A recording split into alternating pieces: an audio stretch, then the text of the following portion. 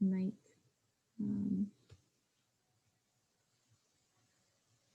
Let's see. Give folks another minute or so. But I might ask you, Jason, real quick. So how you came to focus some of your research in this area? Yeah, so that's actually a great question. I've always been passionate about the environment and nature. My background actually is wildlife biology. I didn't know that. And I studied wildlife biology at Michigan State University. And I was a park ranger for the state of Michigan for a few years, as well as volunteer with the Forest Service for a number of years. And so ultimately, I became a psychologist, but my passion for nature and environmental issues has never faded. And so over the last 8 or 9 years or so, I've been moving more and more to meld my interest in psychology with environmental issues, mostly because we tend to see that we have really, I think, interesting and workable interventions out there to address some of the biggest issues creating climate change. However, what we do not do well is address the human element of those things. Human beings are very interesting creatures in the sense that we can be motivated and interested in our hearts really want to do something, but then not do it. Take certain actions. We can know exactly what to do and how to do it, but then not do it. And so as a psychologist, I really started getting interested in better understanding the factors that are going to make it more likely to link people's positive pro-environmental attitudes to actually following through with the behavior. And so that's really where I focused and where I'm going to be focusing probably for the remainder of my career as a psychologist. Well, I'm really glad to have you. I think with that, I'll probably do our welcome here. I'm glad we gave folks a few minutes because I do see folks are coming in. And I just have to say, it's, I hope everyone is enjoying. I see some familiar names popping up. So I think folks are enjoying as much as I am, hearing from such a just diversity of thought on sort of how we get at what you're talking about, encourage people to make those sustainable decisions. Because it's something, as you said, is we can't just come at it from the sciences. It takes knowledge from multiple disciplines to really make some progress in this kind of tricky area. So with that, I'd like to welcome everyone again to tonight's Green Living Seminar virtual presentation. I'm Elena Traister, a professor in the Environmental Studies Department here at MCLA. This semester's Green Living Seminar is organized around the theme Individual Actions and Environmental Sustainability. All of these webinars are free and open to the public. They take place on Wednesdays at 5:30, and you can register for another couple of upcoming webinars at www.mcla.edu/greenliving, all one word. And you can also find the link there to our YouTube channel where you can find recordings of previous presentations. We'll expect that today's presentation will go for about 40 minutes, and then will be followed by a question and answer session. You'll see the question and answer box, the Q&A box will be open. You can put questions in there anytime, and we'll get to those at the end. And a quick announcement about next week's presentation. We hope that you'll come back and join us Wednesday, April 7th. Dr. Zhenfei Chen, Director of Education and Diversity and Research Associate Professor at University of Tennessee, will present a lecture titled Factors That Influence Household Adoption of Energy Efficient Appliances. Today's presentation, Psychology and Recycling in Massachusetts, will be given by Dr. Jason Seacat, Professor of Psychology at Western New England University. Among his other academic pursuits, Dr. Seacat maintains an ongoing program of research examining psychosocial predictors of pro-environmental behavior. Dr. Seacat's current work examines the role of community-level factors in promoting recycling behaviors throughout the Commonwealth of Massachusetts. And we're so glad that you're joining us tonight. I will turn it over to you. Thanks so much. Thank you very much, Elena, and thank you guys for having me this evening. This is really a joy, even if we're only connecting virtually, to be here with you today. So with that, my topic tonight will be focusing on some psychological factors and how they may play a role in recycling, both at the individual and the community levels within Massachusetts. And I'm going to highlight that just a little bit, but I'll begin by saying, though, I approach this topic and other environmental topics that are important to, climate change and saving the planet from the perspective of understanding that in order to solve these issues and to address issues of climate change, we really need to focus on the big picture, and we also need to focus in on each individual that plays a part, whether it be playing a part in promoting positive environmental change, but also playing a part in detracting from that. And we need to address and empower all people to make some of these changes. So as I talk to you about this topic tonight, I'm really going to be focusing in on two of my projects that I've done over the years. One that looks at kind of recycling from an individual level and some of the things that are most beneficial to really promoting individuals to recycle within their households. And then also from a community level.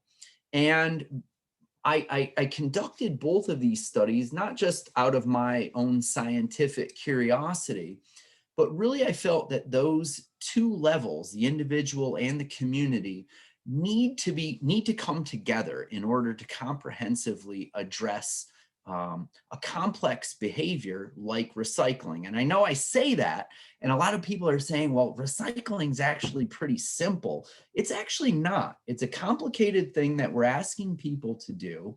And you'll see as I delve a little bit further into it what I mean by that. So we'll start with just some of the background information to know how significant this issue is within our society. And that is that in the current day and age, we generate about 254 million tons of waste annually in the United States. Of this, only 85 million tons are recycled. Okay, so there's a significant gap in the amount of waste that's produced and what is ultimately recycled. And it's important to note then that what is remaining, that, under 100 million, but excuse me, my math is off right now, but that's all right.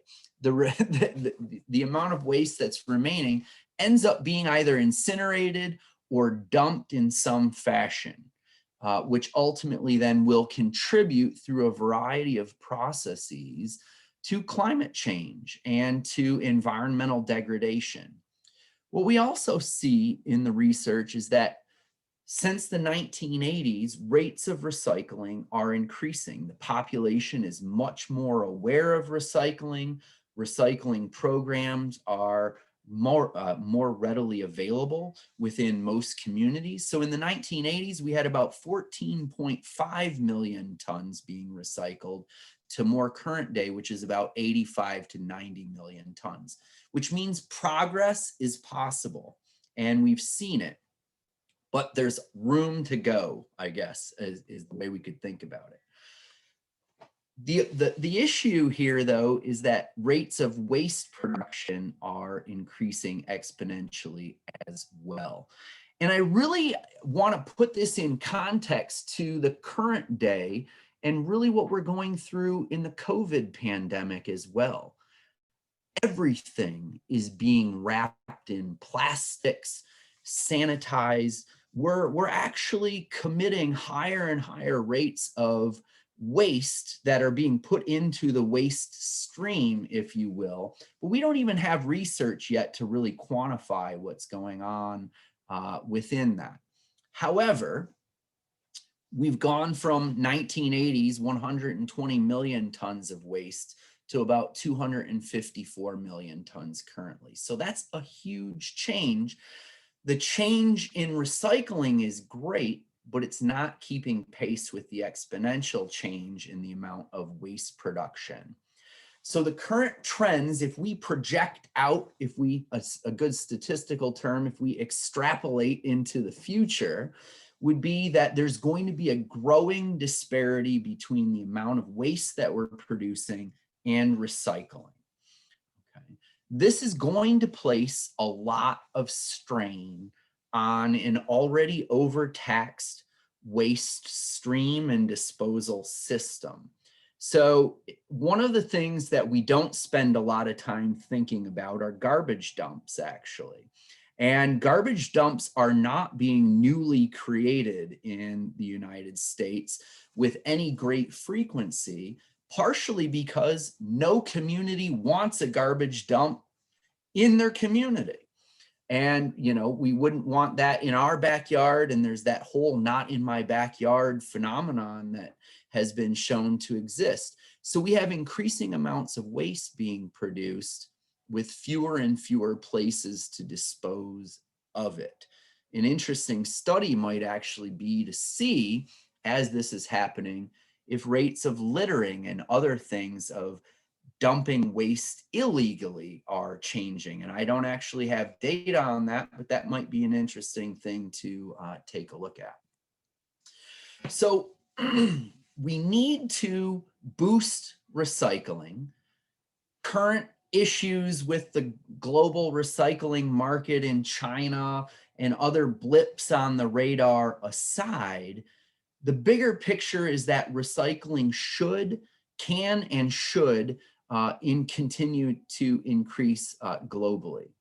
So in order to affect this kind of change, we must continue to develop or at least improve upon interventions that exist.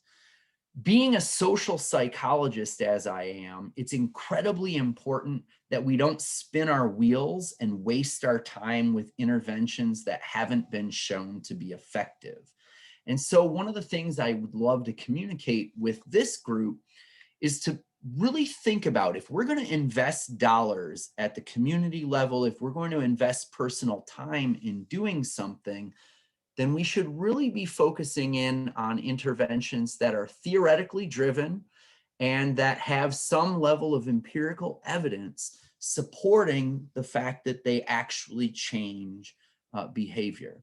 So the things that I'm going to talk to you about today are both theoretically driven and empirically supported. And so I think that's really important if I were to be talking to communities and saying to those communities that, you know, you're going to have to commit X thousands of dollars more to support certain recycling practices.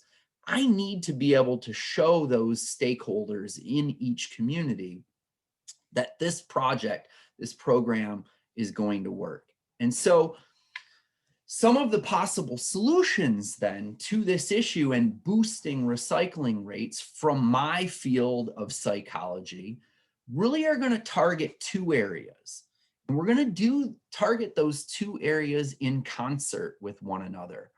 We need to work with individual community members, heads of households. You'll see in a little bit, actually, children in households. I think that's an important individual to target as well. But then we also need to work with the community level representatives to create structural changes that will allow, facilitate, and make recycling more easily available, convenient, and appealing for people to take part in. So I'm going to talk to you first about recycling research, my research at the individual level, right? And this is really kind of where I got my start. Psychology does tend to focus a lot on the individual level. However, being a social psychologist, I kind of dance between the two areas of the person and everyone else in society and all of our relationships with all of those people. But at the individual level, I've done a lot of work in the past with a model called the Information, Motivation, and Behavioral Skills Model, or IMB for short. And we use IMB a lot in the realm of health and health behavior. And essentially, with IMB and health behavior, we're looking to see any one individual. So I'll give you a parallel example for a moment. An example I teach health psychology as one of my courses to my students.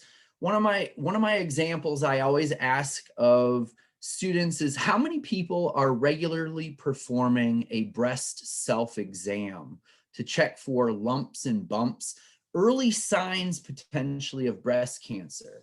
Inevitably, in a college class, I've never had more than one student raise their hand saying that they're doing that action, despite the fact that health guidelines would suggest that even at an age of being a college student, we should be doing that. We should be beginning to perform that kind of a behavior. Well, when using IMB, then we break it down and we can work with an individual to say, do they have accurate information about the behavior that they're supposed to be performing? Do they actually know that at 19 or 20, they should be performing a breast self-exam? Do they have personal and social motivation to engage in the behavior? And then do they have the actual requisite behavioral skills to perform that behavior? And what this theory specifies, and I think I was just joking before this, is I like things that are very simple. And this theory is simple in that it says, if we're deficient in any one of these areas, then we need to intervene with that individual, and the end result will be likely a tangible change in that behavior. And so it's really beautifully simple, and all aspects of it are measurable. And so that's what I ended up doing. I like to take theories and twist them and bend them a little bit and apply them in other areas. And so I took this IMB. Here you see a figure that just kind of represents pictorially how information and motivation and behavioral skills all tend to relate to one another, ultimately predicting behavior. And so in working with this theory, I started thinking, well, recycling has a lot in common with health behaviors. And oftentimes, and perhaps maybe for a future topic, we could talk about the relationship of our health and engaging in pro-environmental health behaviors. But for this, I started thinking these elements are necessary to get people to perform some of the things that we need them to perform to address climate change, like recycling. People need to have information about recycling. They need to be motivated to actually do it. And they need to have the requisite skills to be able to perform the behavior if we expect them to do it. The problem is, when you look at how we address it in society, we simply give people the message, recycling is important, do it. And we don't help guide them along that path. And so by breaking it apart a little bit more, using this model, we're able to see, well, where might people have some issues that we need to intervene? So this study that I conducted was with residents of Longmeadow and Ludlow, Massachusetts. Okay, and we have a polling center at Western New England University. And so we conducted this study through the polling center. And we actually ended up with a pretty decent sample size of a couple hundred people from Longmeadow and almost 500 people from Ludlow.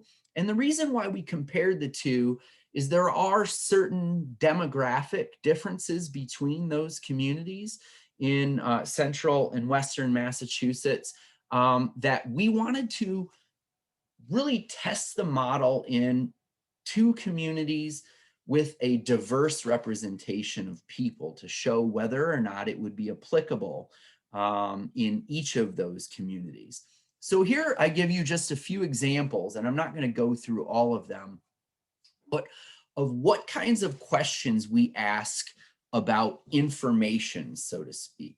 So things like, my community has kept me well informed about the types of items that I can and cannot recycle. Okay. I'm aware of the amount of waste that's discarded in my community on an annual basis. Interestingly, and hopefully, Massachusetts is one of the best in the nation in terms of tracking recycling, tracking the amount of waste that's discarded. As such, we actually, compared to other states, have one of the highest recycling rates on a Commonwealth-wide level compared to other states. So those are just some of the informational questions that we asked. We look at motivational questions. Here's a big one. Recycling takes too much time. Whether or not it's easy to do, whether or not one senses that their community strongly supports recycling. And then finally, we looked at a series of behavioral skill type questions. You're going to see that information and behavioral skills overlap a little bit. However, they are somewhat different. So I feel that I have the skills necessary to protect the environment. I'm confident that I could be recycling as many items as I should be or could be. It's not difficult to prepare certain products for being recycled. Now, mind you, some of the technology in recycling was a little bit different when we first conducted this study. There has been an increase in things like single stream recycling since that time, but most of these questions are still relevant. So what we found in this study, looking at each of these communities and members in these communities, were that possessing accurate information and being motivated to recycle, those were the critical ingredients. And they were associated with people having actually higher skills. Meaning, if you have the information and motivation, you're going to practice the skills, you're going to seek out information to know how to do them properly. All three of these things led to higher overall rates of recycling per household. So people that had the accurate information, were motivated, had the skills, not surprisingly then, according to the theory, were recycling more than households that were not. What was important about this study then is that it was really the first test of such a simple and direct theoretical model to recycling, but that it was also replicated in two different communities. So Longmeadow and Ludlow have very different socio-demographic indicators, if you will. Longmeadow tends to be a bit more affluent. Ludlow tends to not be as affluent and also tends to be a bit more diverse than Longmeadow. Longmeadow tends to be skewed predominantly toward white or Caucasian households. So the theory held and was supported in both of those communities. Now, the beauty then of this type of approach, and what we do when working with people trying to address personal health behaviors, is we can actually write, if you will, a series of intervention-based suggestions for how to intervene with each of these families. So if we find that overall a community has many households that are not really motivated to recycle, then we need to figure out what are the barriers to that motivation in the community. Oftentimes, It might be as simple as something like convenience of recycling. It may also be something like poor communication on the part of the community in terms of the materials that could be recycled. So interestingly, we found in the second study, which I'm going to talk to you about in a moment, that some communities, their annual notice about what can and can't be recycled, what times recycling's picked up, all that critical information goes out in a newspaper announcement. And the problem with that is, A, not everyone gets the newspaper, especially now, and B, you might miss it. And if that's the only way that something's being communicated to residents within a community, you're going to have a lot of problems, even though they may be willing and desiring to recycle.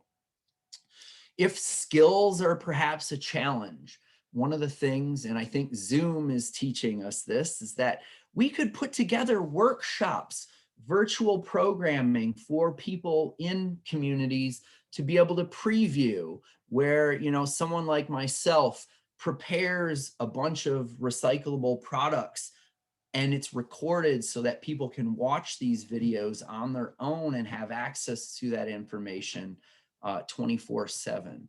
So these are just some of the things that arose out of our initial individual level study.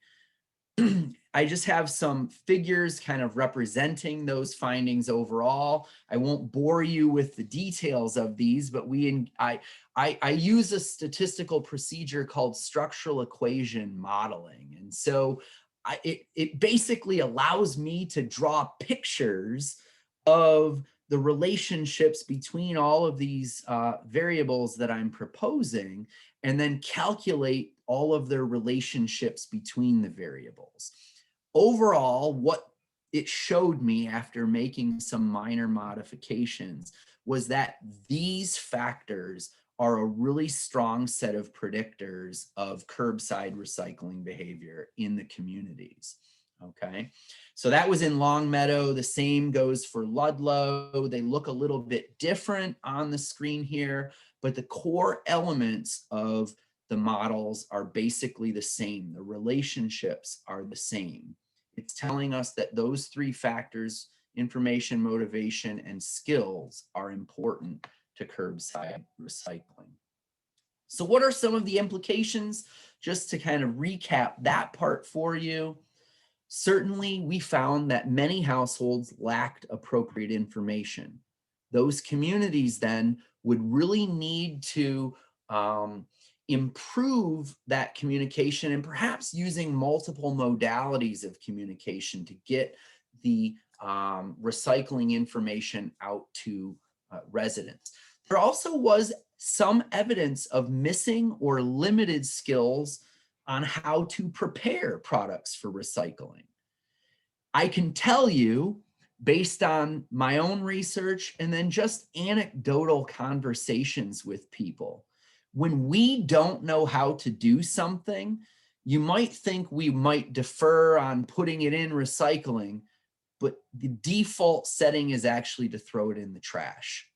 When we don't know how to do something, we don't want to do it wrong, because we've all heard that story. Oh, if we contaminate our bin, then they're not going to take it. So the default setting is to throw it away. Well, we need to train households and citizens better to have all of the requisite skills then.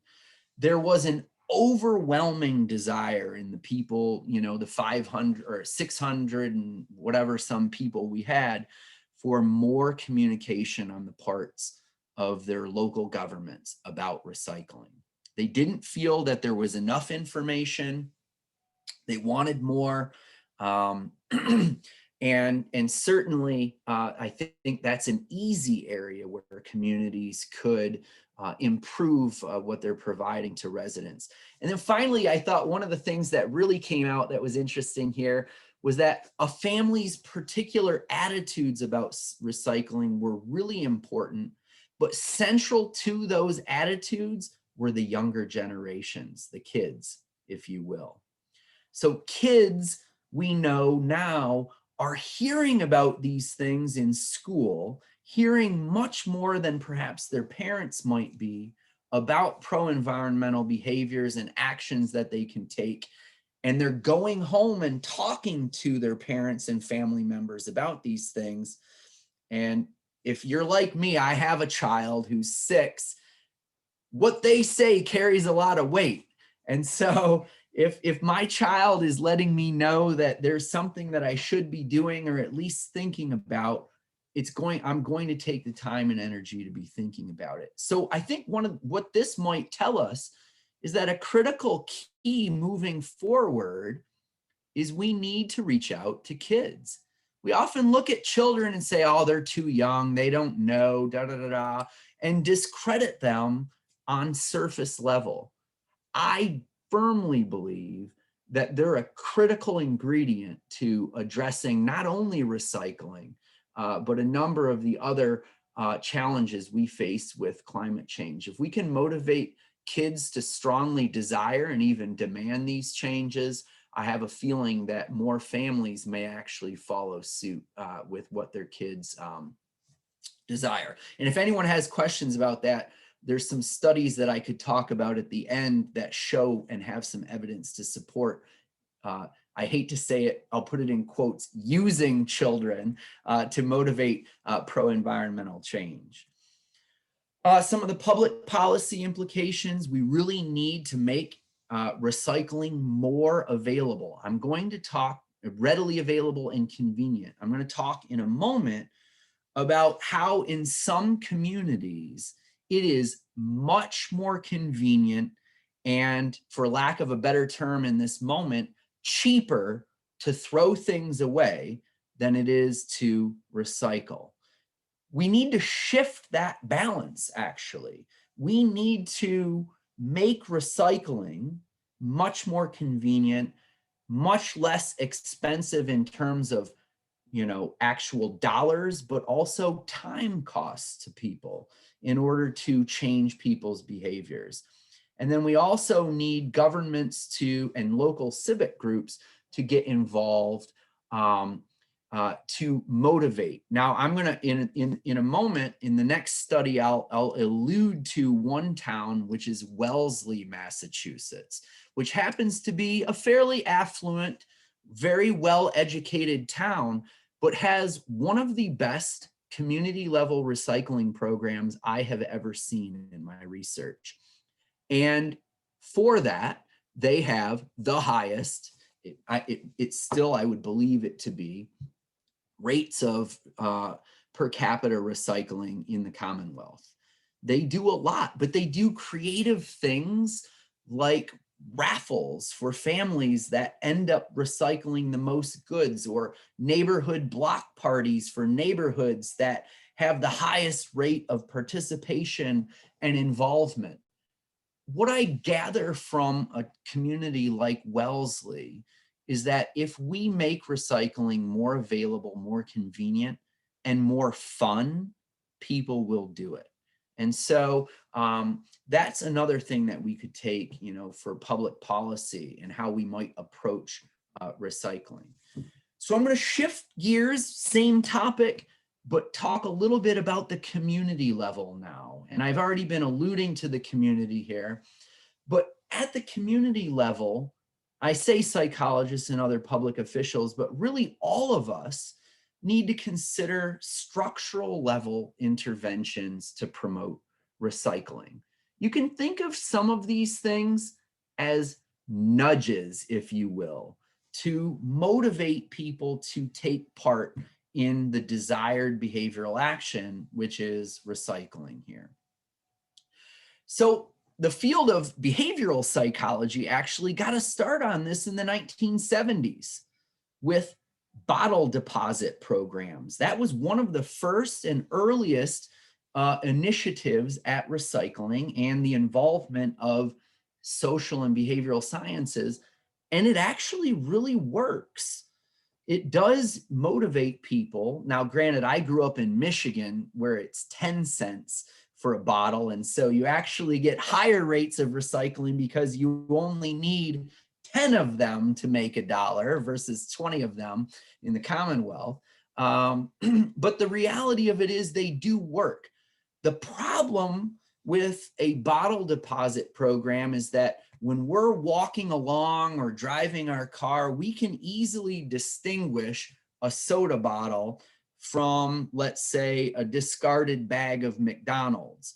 One will give us 5 cents. The other might get grease or soot on our hands for no reason. And so the bottle deposit doesn't necessarily generalize to other behaviors.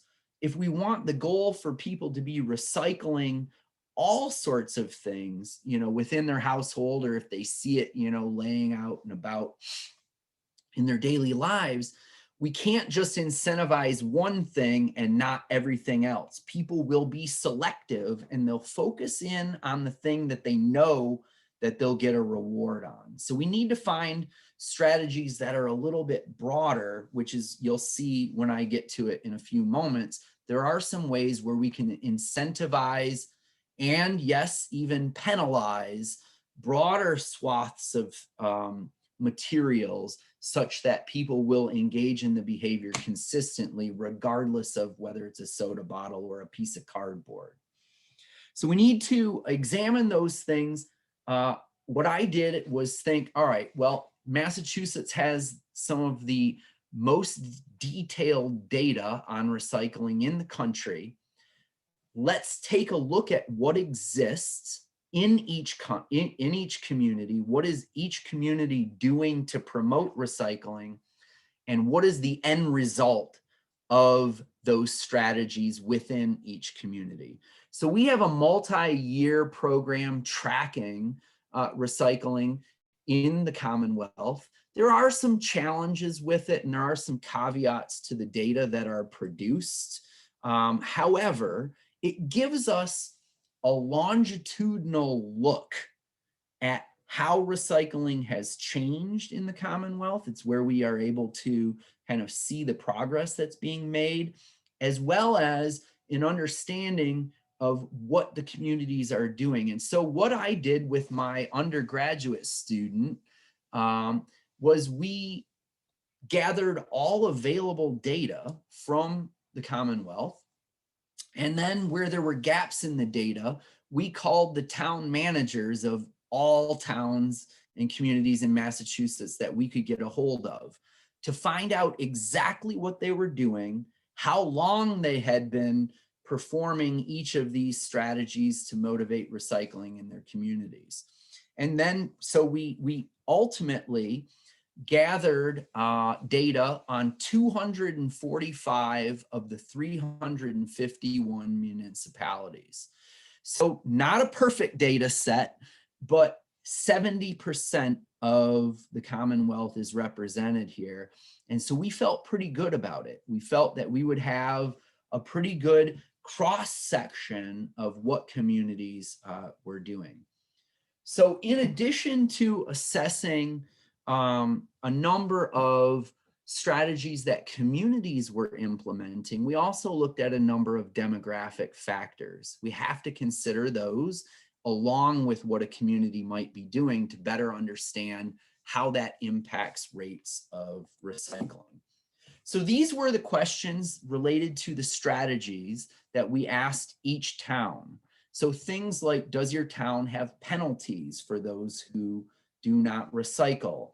And these were basically yes or no questions that were followed up with open-ended clarifiers so that we could gain a better understanding. So if they do have penalties, what was the penalty?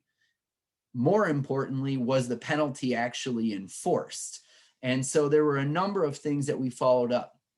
Does your town provide information on what can be recycled? Do members of the community pay for recycling? I was in shock at first to think I happen to live in a community where you put your bin out and it's picked up alongside the waste and is recycled free of charge to residents. But some residents in smaller towns in Massachusetts actually have to take their materials to a transfer station and they have to pay. So they're being penalized to recycle, which is contrary to the behavior that we want them to engage in. They can put their trash out and it's picked up, but they actually have to drive their recycling to a transfer station and pay for a special sticker to recycle. So the community in that sense is telling those members, we don't really want you to recycle.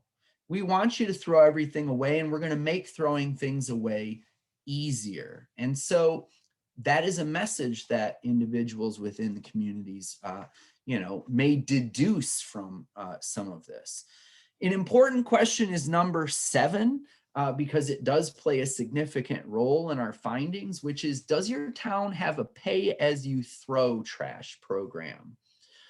In a sense, for those of you that may not have this in your town, some communities have taken the stand of charging people either for the number of trash bags that are being disposed of per household, or some communities go on the basis of a weight-based model of how much. So they actually build refuse trucks that are capable of weighing a bin as it's being dumped into the receiving container. And some communities will charge based on the weight, so the pounds of the trash that you're throwing away.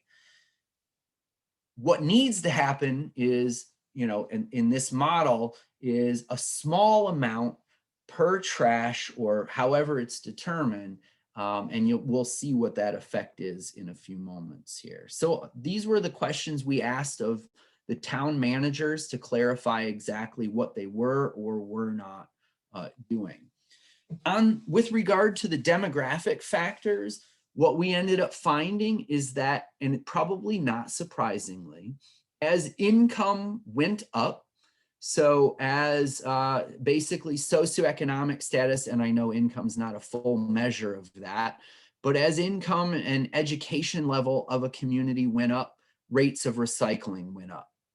Interestingly, though, as community size, so think of your larger cities, and there is probably a number of factors that might help explain this, but as community size increased, recycling rates went down.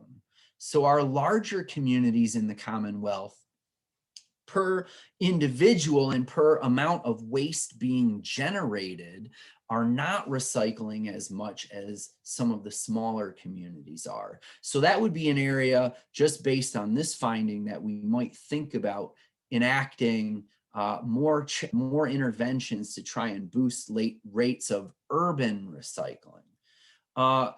With regard to race, it was found in this study that communities with higher proportions of Caucasian or white populations were recycling more. And there's, again, a number of potential factors that could be considered here.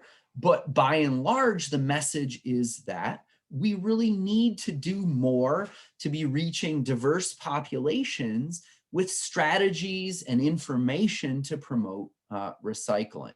And then I add the last one, political affiliation, which is may or may not be surprising, but that communities with higher proportions of more liberal or Democratic voters tended to recycle more than communities with higher proportions of Republican or unaffiliated political party.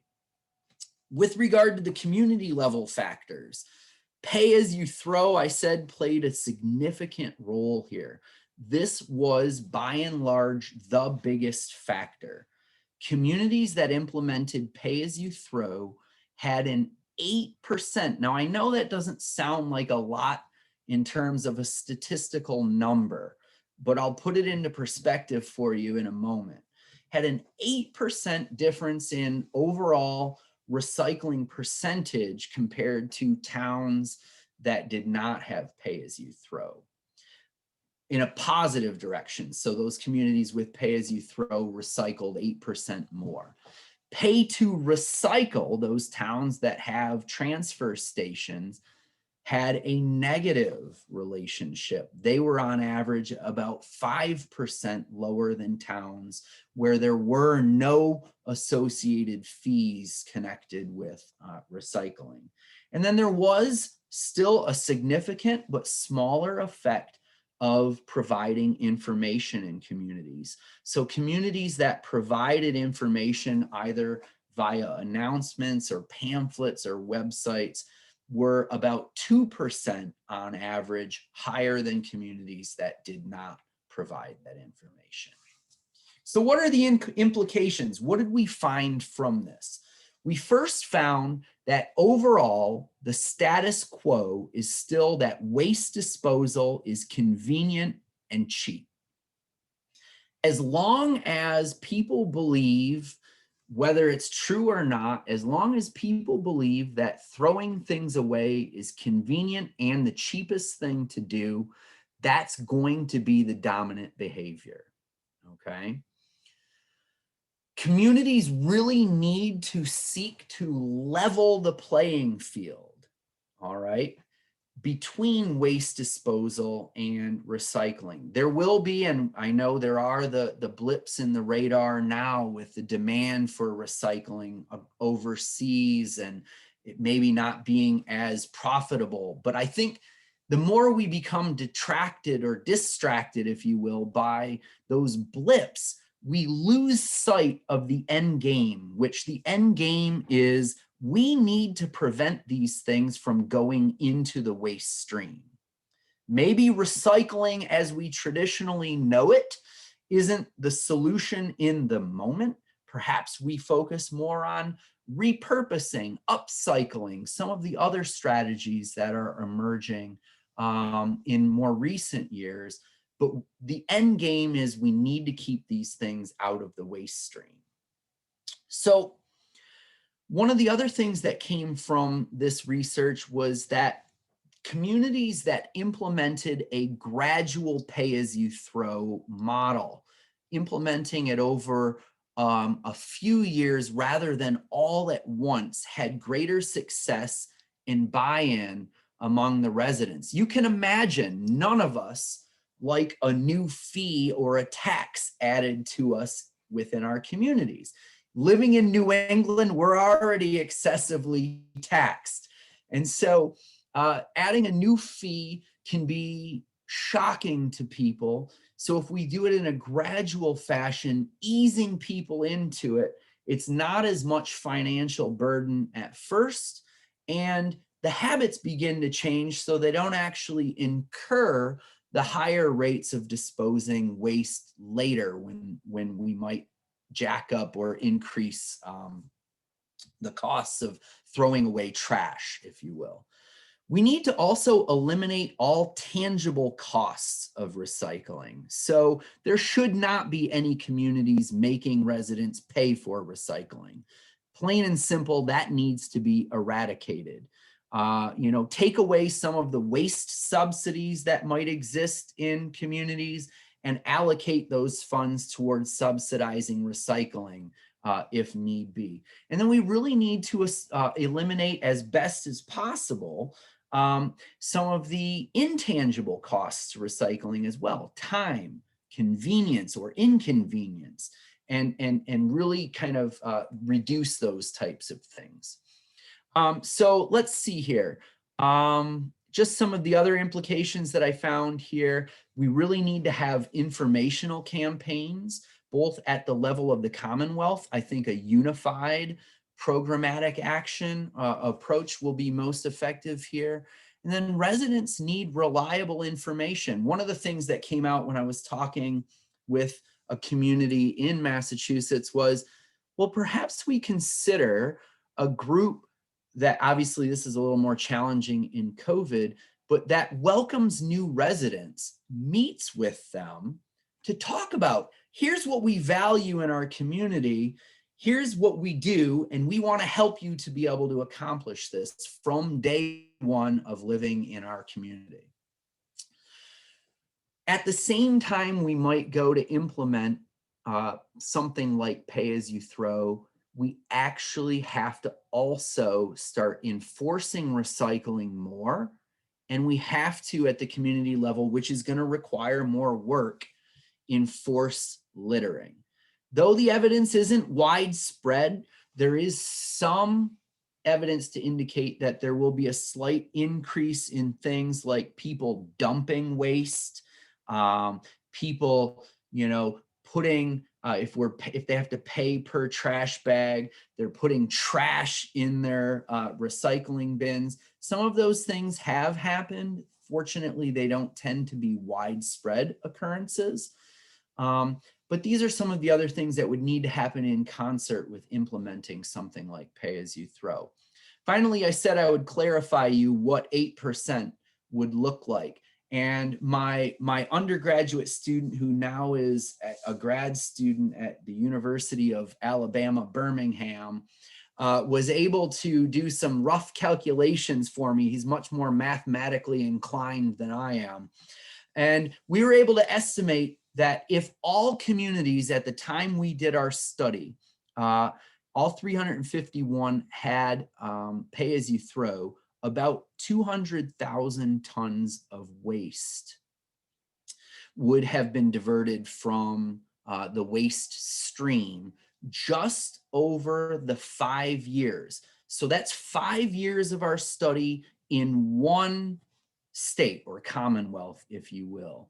If you magnified that out to the rest of the country, we're talking about very real amounts of waste that would be diverted from the waste stream, would be, ultimately not leaching toxins into the soil and the groundwater, as we're seeing happens, even in the most well-designed landfill facilities. All of this would be diverted.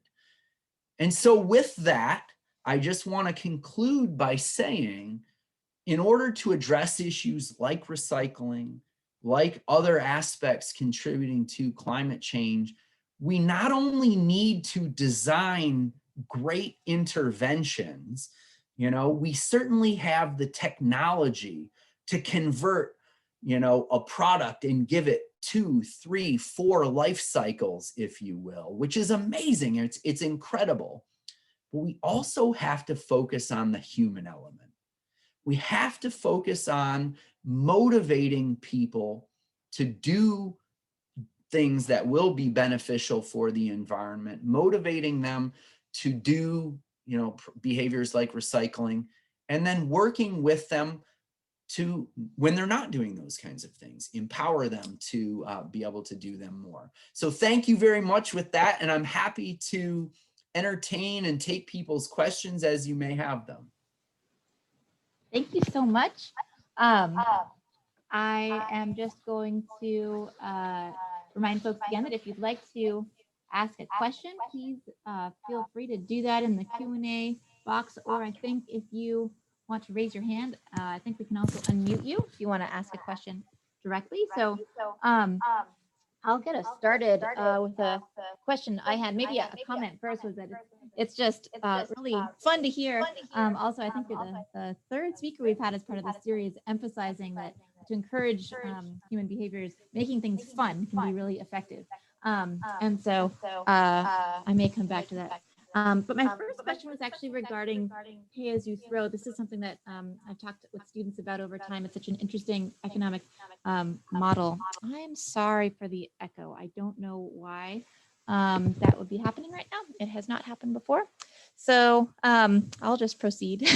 I don't hear an echo, just so you know. Okay, great, thanks.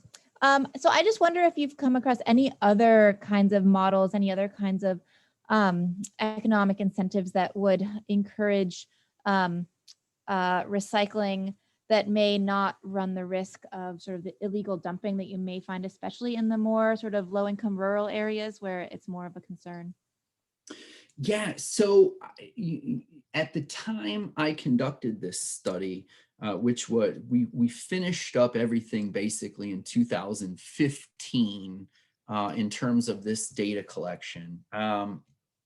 The evidence for other types of programs was not as well known. Since that time, there have been some programs that tend to pay people for some of their recyclable goods. So I'm aware of one community. Now, granted, again, this is contingent upon the demand for those materials and the prices that the communities can get for them.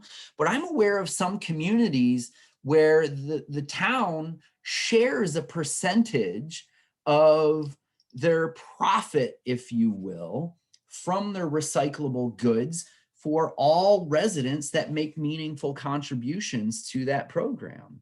I think that would be certainly one way to incentivize the participation in a positive pole or a positive direction. Again, though, when dollars are tight or materials aren't commanding the prices that they normally would, there may not be sufficient funds to even allocate or distribute. So, I mean, that would be one example, but certainly looking at it from in an incentivizing in a positive direction rather than penalizing in a negative direction is one area or an area where we should be conducting more research for sure. It's really interesting to hear about that economic funds going to people that participate. I hadn't heard about that, and I'm glad to know that it might be there. We do have a question. Bobita, do you want to take this one? Sure. So somebody asked, if those tons of waste were diverted from landfills, where would it go, given there is no current market for recycled plastic and no good methods to reuse? So the question, if I'm hearing, is if the landfill waste now is diverted, where would it go if there is no demand for recycling? Is that correct?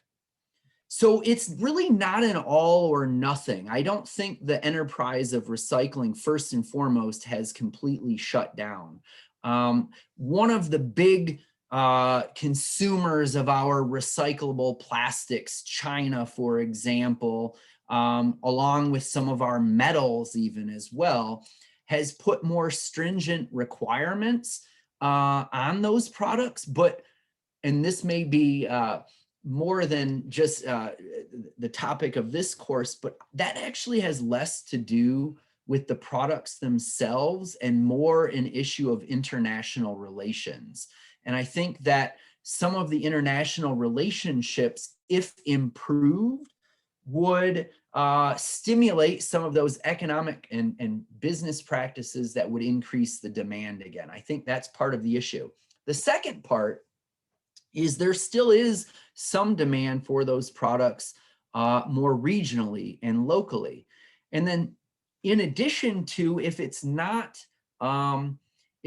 necessarily immediately put into recycling or not put into landfill, then there is now the growing model of repurposing and using things for other means. So, my son and I love to take plastic soda bottles and turn them into bird feeders or things like that. And well, that may not, use all of our soda bottles, but the other thing is I have friends that are engineers and they're in engineering. We could easily be turning these plastic bottles into essentially the timbers that frame homes. I mean, these plastic bottles, when pushed together or melted or brought together into a solid mold, could be framing our homes, which we know people still need to build homes. They need to add on additions. We're just not being creative enough as a society to say we want to invest the energy. The opposite is true. Oil or wood in the form of timber that we cut down is still the status quo. If we shift the thinking to say, you know what, we really don't need to cut any more trees down. We already see the wonderful product, Trex decking and things like that. where people, I mean, that's not wood, that's your recycled plastic bottles being turned into a building material. So we certainly could get more creative with what we're doing with those products and find new uses for them. And even if there isn't an immediate use, then I find a way, and perhaps maybe I'll start a hoarding trend or something like that. But keeping it out of the waste stream should really be the goal. Get creative with it. And with that, I think we have come to the end, and I'm always cognizant of the time to make sure our students can get their dinners before the cafeteria closes. And so I would like to thank you again, Jason. We really appreciate you spending some time here with us, giving us some food for thought here as we continue to think about how to strengthen recycling on campus and in our community. And your research in Massachusetts is just really interesting and relevant. And I appreciate your sharing it with us. Yeah. Thanks to all of our attendees as well. I hope you will join us again next week. And with that, I will say farewell to all. Thanks so much, Jason. Thank you very much.